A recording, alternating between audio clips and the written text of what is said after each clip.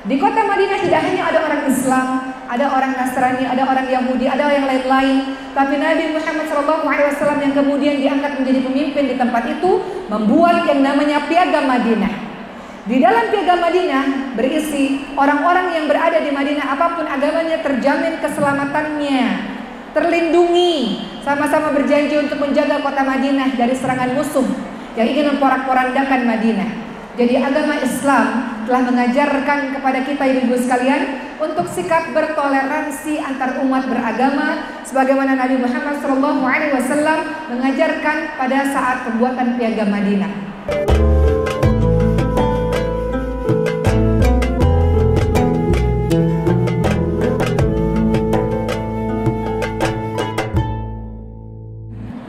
Baik, senang sekali hari ini saya bertemu dengan teman-teman semua.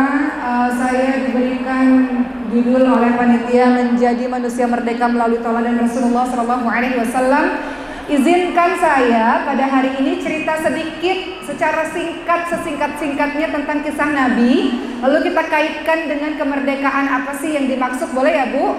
Dan bagaimana cara kita mencintai Nabi kita, boleh? Kita mulai dengan cerita singkat dari Nabi lahir sampai wafat, singkat sekali. Yang mudah-mudahan ringkasan ini kita bisa nanti malam menceritakan kembali kepada anak kita. Ibu-ibu yang saya cintai, seperti yang kita tahu, bangsa Arab itu awalnya mayoritas mengikuti Nabi Ibrahim alaihissalam, yaitu mengikuti ajaran tauhid yang beribadah kepada Allah Subhanahu wa taala asal muasalnya.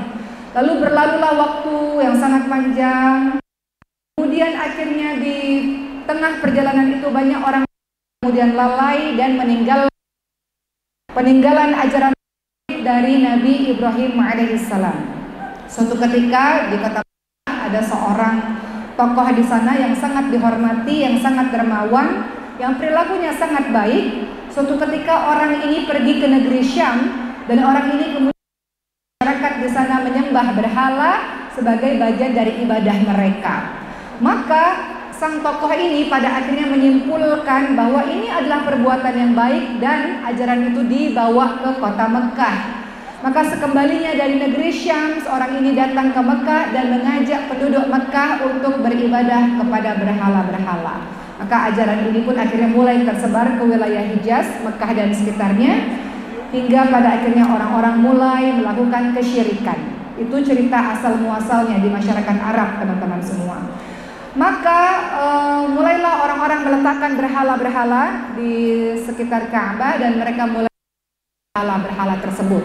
Apa yang terjadi pada masyarakat Arab pada masa itu seperti yang teman-teman tahu, perbudakan terjadi di mana-mana, perempuan tidak ada harganya sama sekali, bayi perempuan dianggap sebagai suatu hal yang memalukan sehingga terjadilah perkuburan atau menguburkan bayi perempuan hidup-hidup dan lainnya. Maka di tengah kekacauan itu lahirlah seorang atau yang diberi nama Muhammad sallallahu alaihi wasallam, lahir dari seorang wanita yang bernama Siti Aminah, kawan-kawan sekalian, yang dalam keadaan tidak bersuami karena sang suami ya. Jadi Rasulullah sallallahu alaihi wasallam lahir dalam keadaan yatim. Kisah ini sudah teman-teman tahu semuanya. Ketika Nabi Muhammad sallallahu alaihi wasallam lahir, tentu banyak keajaiban-keajaiban yang terjadi. Salah satunya dari rumahnya Siti Aminah terpancar cahaya sampai menerangi langit sehingga orang-orang melihat ke atas. Hari itu di malam hari, namun kenapa pada saat itu lihat sinar yang begitu menyala-nyala seolah-olah seperti siang hari. Maka orang-orang bertanya-tanya apa yang terjadi sesungguhnya. Api yang biasa disembah oleh orang-orang Majusi beratus-ratus tahun tiba-tiba padam. Itu salah satu di antaranya. Ketika bayi Muhammad SAW ini lahir, dibawalah oleh sang kakek, yaitu bernama, kakeknya Nabi Muhammad bernama Abdul Muthalib, dibawalah ke Ka'bah dan diberikan nama yaitu Muhammad agar anak ini memiliki perilaku yang terpuji. Singkat cerita ibu sekalian, kebiasaan bangsa Arab pada saat itu, anak-anak mereka akan dibawa ke satu desa untuk disusui karena di desa tersebut biasanya bersih, udaranya bagus, perkembangan anak menjadi sehat. Maka ada seorang wanita yang bekerja untuk menyusui anak-anak. Nama wanita tersebut adalah Halimatus Sa'diyah yang akhirnya menjadi ibu susu untuk Nabi Muhammad SAW. pengasuhan Halimatus Sa'diyah, kawan-kawan sekalian, sekitar 5 tahun masih di desanya Halimatus Sa'diyah. Maka suatu ketika Muhammad SAW kecil sedang bermain-main dengan anak-anak Halimatus Sa'diyah lainnya, lalu datanglah malaikat yang membelah dada Rasulullah SAW dan membersihkan dada tersebut dengan air Zam-Zam.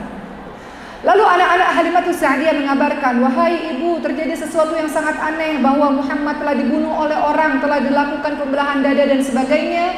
Maka Halimatus Sa'diyah pun akhirnya mengembalikan Muhammad SAW kecil kepada sang ibu. Siti Aminah meninggal dunia pada saat usia Nabi Muhammad berusia 6 tahun. Lalu pengasuhan diberikan kepada kakeknya yang bernama Abdul Muthalib sampai berusia 8 tahun. Kakek ini pun meninggal dunia, maka Nabi Muhammad SAW diasuh oleh paman yang bernama Abu Thalib. Abu Thalib orang yang tidak berharta banyak. Beliau dihormati oleh orang-orang di zaman itu, dan Abu Thalib adalah orang yang berdagang. Di usia 12 tahun, Nabi Muhammad SAW yang setelah sebelumnya belajar untuk menggembala hewan-hewan, maka muncullah leadership dan kepemimpinan dari dalam diri beliau. Di usia Rasulullah, belum jadi Rasul, di usia Muhammad SAW remaja, 12 tahun, maka Abu Thalib mengajak Nabi Muhammad SAW untuk pergi ke negeri Syams untuk berdagang. Di tengah perjalanan, maka ada seorang pendeta yang bernama Buhairah melihat ada tanda-tanda kenabian dari anak berusia 12 tahun ini. Maka Buhairah meminta kepada Abu Thalib untuk kembali ke kota Mekah, karena kalau orang-orang tahu orang ini, anak ini adalah nabi yang memiliki ciri-ciri kenabian, maka pasti tidak akan selamat. Maka akhirnya Nabi Muhammad SAW yang masih berusia 12 tahun pun kembali ke kota Mekah, dan Buhairah meminta Abu Thalib untuk menjaga anak ini dengan sebaik-baiknya. Nabi Muhammad SAW kecil dan remaja memiliki akhlak yang sangat baik, sehingga semua orang mencintai Nabi Muhammad, dan beliau digelari dengan gelar Al-Amin, yang berarti orang yang sangat dipercaya, menjaga amanah dengan begitu luar biasa. Semua orang cinta kepada Nabi Muhammad SAW. Beranjak semakin dewasa, tersyiarlah, terdengarlah bahwa ada seorang yang sangat bisa dipercaya di telinganya, Siti Khadijah radhiyallahu anha, seorang janda yang kaya raya, yang digelari sebagai wanita yang terhormat. Banyak orang mencintai Siti Khadijah dan ingin menikah dengan Siti Khadijah, namun Siti Khadijah tidak memperdulikannya. Beliau digelari sebagai wanita yang suci, padahal beliau janda, karena akhlaknya yang sangat luar biasa. Maka Siti Khadijah memerlukan seorang yang terpercaya, yang bisa membawa perdagangannya, yang bisa bekerja sama dengannya. Maka singkatnya Nabi Muhammad SAW pun akhirnya membantu perdagangan Siti Khadijah dan membawa perdagangan tersebut menuju ke negeri Syam dan tempat-tempat lainnya. Maka Siti Khadijah mengirimkan satu asistennya yang bernama Maisarah, berangkat bersama Nabi Muhammad SAW menuju ke negeri Syam. Sepanjang perjalanan, Maisarah terkagum-kagum dengan apa yang dilihatnya dari akhlak seorang Muhammad SAW.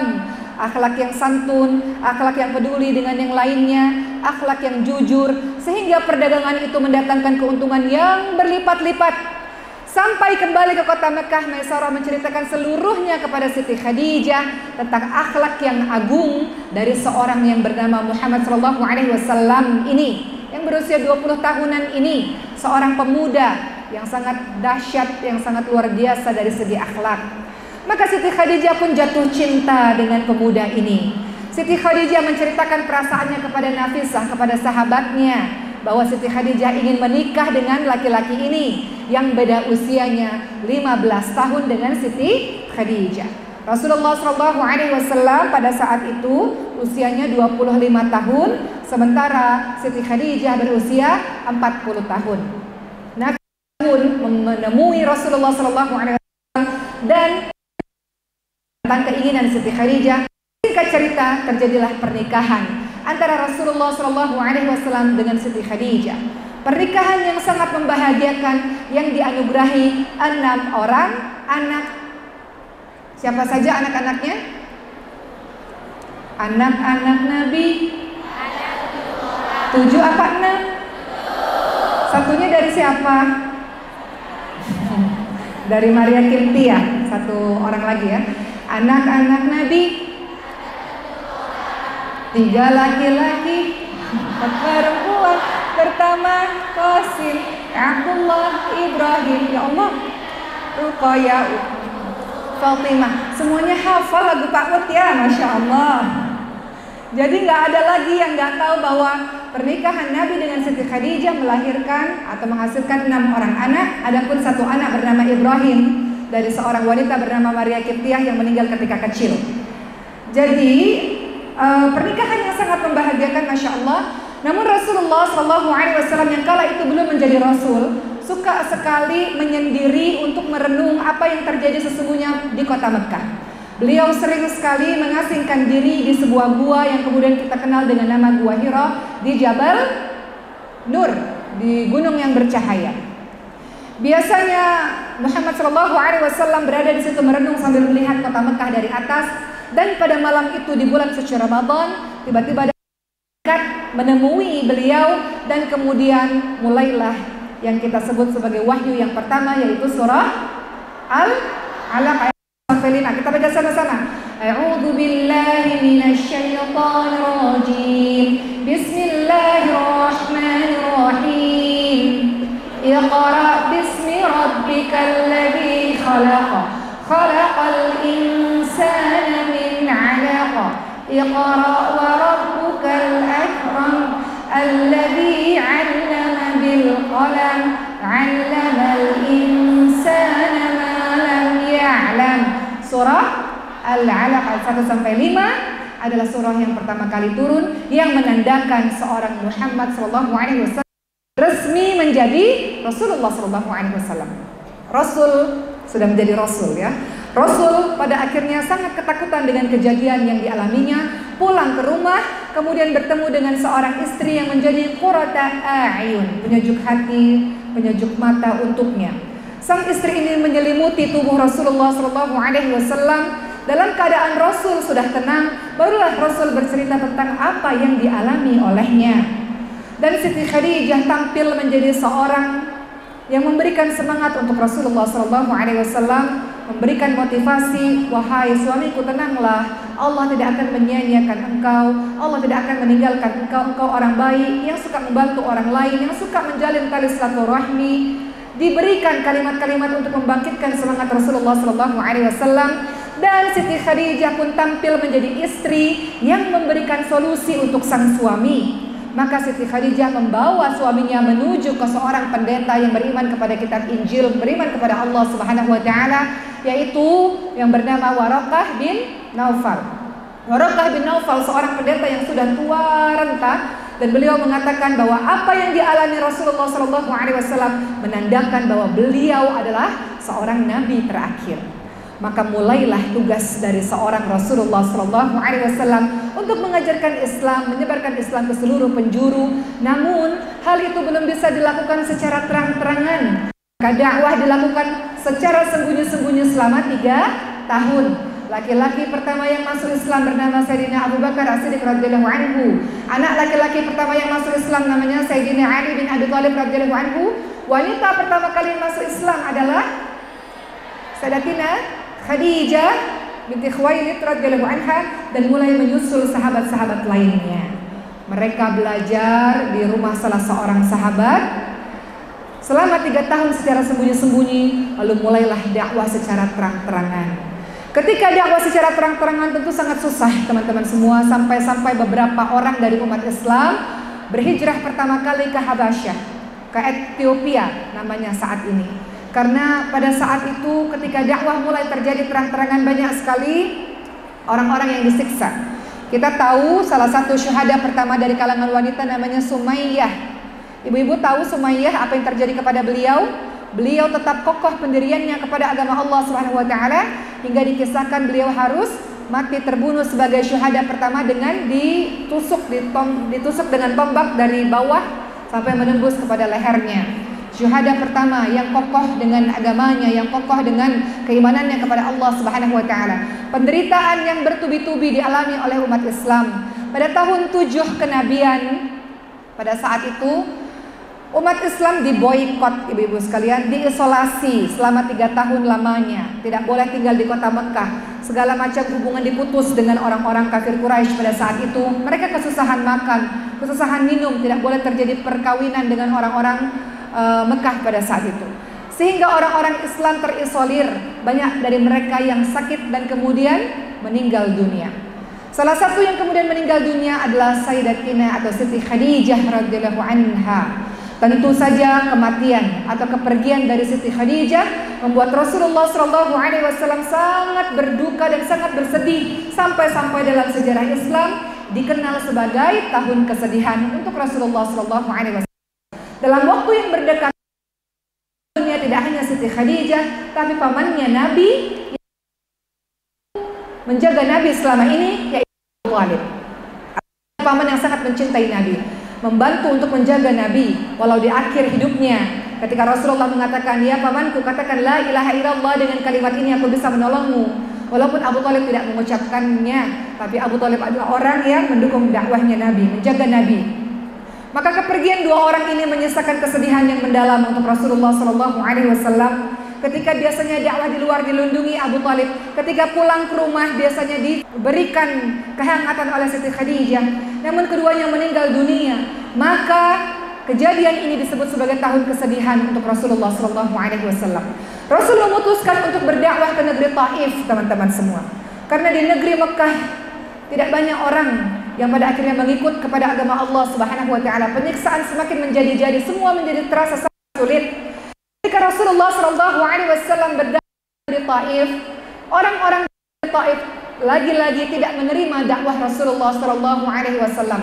Anak-anak, remaja, orang tua semuanya keluar untuk memukul Nabi, melempar Nabi dengan batu, melempar Nabi dengan kotoran-kotoran hewan hingga Nabi berdarah. Perjuangan yang tidak mudah untuk memperkenalkan Islam sampai kepada hari ini. Allahumma barik alaihi. Berada di kota Taif, teman-teman sekalian, sampai Rasul dalam keadaan yang payah karena pada saat itu dilempari oleh orang-orang Taif. Sampailah Nabi beristirahat di bawah sebuah pohon, dan kemudian malaikat mengatakan kepada Nabi, berdoa saja agar malaikat penjaga gunung ini menghancurkan orang-orang Taif karena telah bertindak kurang ajar kepadamu ya Nabi. Namun Nabi mengajarkan kepada kita, teman-teman sekalian, Nabi mengajarkan untuk menjadi seorang pribadi yang pemaaf. Nabi mengatakan mereka orang-orang yang tidak tahu, dan Nabi berdoa agar Allah berikan hidayah kepada mereka, agar ada anak keturunan dari orang-orang Taif yang kelak menyembah Allah Subhanahu wa taala. Nabi mengajarkan kepada kita untuk memaafkan. Ya mungkin bagi sebagian kita untuk melakukannya pada saat ini. Namun Masya Allah, dengan pemaafan Nabi, kalau saat ini kita pergi ke negeri Taif, orang-orang di sana memeluk agama Allah Subhanahu wa taala. Allah Subhanahu wa taala menghibur Nabi Muhammad dengan peristiwa Isra Mi'raj. Peristiwa Isra, perjalanan malam Rasulullah dari Mekah menuju ke Palestina. Naik ke atas dari Palestina menuju ke Sidratul Muntaha. Rasulullah SAW menaiki burak yang sangat cepat, Masya Allah. Dalam satu malam Rasulullah SAW mengalami kejadian yang sangat dahsyat. Dari Mekah menuju ke Palestina. Di Palestina Rasulullah SAW menjadi imam bagi para nabi-nabi yang lainnya. Dan kemudian Nabi Muhammad SAW bersama malaikat Jibril dan Burak mulai menaiki langit 1, langit 2, langit 3, langit 4, terus naik sampai bertemu dengan Allah Subhanahu wa taala. Allah menghibur Nabi Muhammad atas kesulitan yang selama ini diperolehnya, atas yang tidak diterima, atas kepergian para sahabat dan orang-orang yang dengan salat. Perintah salat langsung disampaikan kepada Rasulullah SAW tanpa melalui perantara malaikat Jibril. Seperti yang teman-teman tahu kisahnya, Nabi Muhammad SAW turun ke langit ke-6, bertemu dengan dan Nabi Musa mengatakan, Allah menyuruh engkau dan umatmu salat 1 hari 50 kali. Apakah sanggup sehari 50 kali? Mintalah kepada Allah agar dikurangi, agar umatmu melakukan salat itu. Maka Rasulullah terus bolak-balik bertemu dengan Allah, kembali kepada Nabi Musa, bertemu dengan Allah, kembali kepada Nabi Musa, bernegosiasi. Akhirnya diputuskanlah bahwa sholat 1 hari 5 kali. Maka sholat ini menjadi penghibur bagi orang-orang yang sedang bersedih. Makanya dalam satu ayat dikatakan, A'udzubillahi minasyaitonirrajim, ya ayyuhalladzina amanu ista'inu bis-sabri was-shalah. Kalau terjadi apa-apa kepada kita, kita minta pertolongan kepada Allah dengan sabar dan dengan salat. Gak ada persoalan yang gak ada jalan keluarnya. Rasulullah sangat bersedih. Rasulullah SAW mengalami banyak sekali penderitaan. Yatim piatu terusir dari tanah airnya, orang-orang yang dicintai. Tapi Allah Subhanahu Wa Taala membantu, tidak pernah meninggalkan Rasulullah. Sebagaimana Allah tidak pernah meninggalkan kita. Kita yang tinggalkan Allah. Allah tidak pernah tinggalkan kita. Rasulullah banyak mengalami kesedihan, sebagaimana mengalami kesedihan dalam kehidupan kita. Tapi toh kita baik-baik saja karena ada Allah yang membersamai kita. Selanjutnya kisah ini teman-teman sekalian dilanjutkan dengan mulai Rasulullah mengirimkan satu sahabat namanya Mus'ab bin Umair radhiyallahu anhu, dikirim oleh Rasulullah untuk berdakwah ke negeri Yathrib. Melalui dakwah dari Mus'ab bin Umair radhiyallahu anhu, banyak orang-orang di Madinah walaupun belum pernah bertemu Rasulullah SAW, mereka beriman kepada Allah dan Rasulnya. Kemudian mereka datang untuk menemui Nabi beberapa orang. Sampai akhirnya Rasulullah SAW memutuskan di waktu yang tepat untuk berhijrah menuju ke Yathrib Madinah. Seperti yang teman-teman tahu kisahnya, Sayyidina Ali bin Abi Thalib tidur di rumahnya Rasulullah SAW, sementara orang-orang Quraisy sudah mengepung rumah tersebut ingin membunuh Nabi. Namun Nabi berhasil keluar bersama dengan Sayyidina Abu Bakar As-Siddiq radhiyallahu anhu, berlari dan berlindung di sebuah gua yang kita kenal dengan nama Jabal Tur atau Gua Tur. Pada saat itu orang-orang kafir Quraisy mengejar dan Sayyidina Abu Bakar sangat ketakutan dengan hal tersebut. Maka Rasulullah SAW mengingatkan kepada Sayyidina Abu Bakar, la tahzan innallaha ma'ana, jangan sedih, sesungguhnya Allah bersama dengan kita. Maka Allah menolong Sayyidina Abu Bakar As-Siddiq radhiyallahu anhu dengan Rasulullah SAW dengan menjadikan pintu gua ada sarang laba-laba, sehingga ketika orang-orang kafir Quraisy melihat ke arah pintu gua, tidak mungkin ada orang yang masuk ke dalam gua. Buktinya sarang laba-labanya tidak rusak. Maka Allah melindungi Rasulullah SAW dengan Sayyidina Abu Bakar As-Siddiq radhiyallahu anhu. Perjalanan kisah ini kemudian dilanjutkan dengan periode Madinah, ibu-ibu sekalian.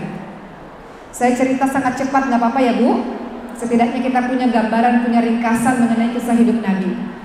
Pada saat Nabi berada di Madinah ya Allah ibu-ibu sekalian, semua orang menyambut Nabi dengan sukacita. Mereka berlomba-lomba, berebut, Nabi tinggallah di rumah kami, tinggallah di rumah kami. Nabi tinggal di rumah salah seorang sahabat selama 7 bulan lamanya sambil mempersiapkan masjid. Sebelumnya Nabi ke Masjid Quba dulu ya. Masjid yang pertama kali itu adalah Masjid Quba. Setelah itu baru Nabi berada di kota Madinah. Ketika berada di kota Madinah, Nabi mulai membuat yang namanya Piagam Madinah. Ibu-ibu tahu Piagam Madinah?